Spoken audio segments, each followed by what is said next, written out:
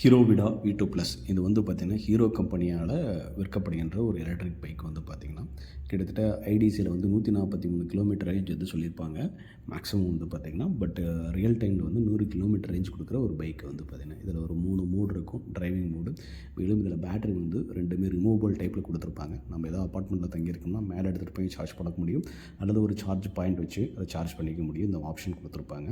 மேலும் இதோட பேட்டரியோட ப்ரைஸ் வந்து என்ன வருதுன்னா, 2 பேட்டரி வந்து பார்த்திங்கன்னா கிட்டத்தட்ட 72,000 வரும். ஒரு பேட்டரி போயிடுச்சுன்னா 36,000 வரும்.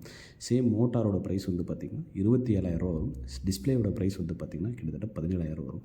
ஸோ இதில் காஸ்ட்லியே வந்து பார்த்திங்கன்னா இதில் பேட்டரியோட ப்ரைஸ் தான் 72,000 கிட்ட வந்து இவங்க சார்ஜ் பண்ணுவாங்க அப்படின்ற மாதிரி சொல்லியிருந்தாங்க. ஸோ இந்த வண்டிக்கு வந்து பார்த்திங்கன்னா கிட்டத்தட்ட ஒரு 5 வருஷம் அல்லது வந்து பார்த்திங்கன்னா ஒரு 60,000 கிலோமீட்டர் வரணும். நம்ம எக்ஸ்டெண்ட் வாரண்டி போட்டு இதோட பேட்டரிக்கு வந்து எக்ஸ்டெண்டட் பண்ண முடியும். மோட்டருக்கும் அண்டு வந்து டிஸ்பிளேக்கும் வந்து ஆஸ் யூஷுவல் அதுலேயே வாரண்டி வந்துடும்.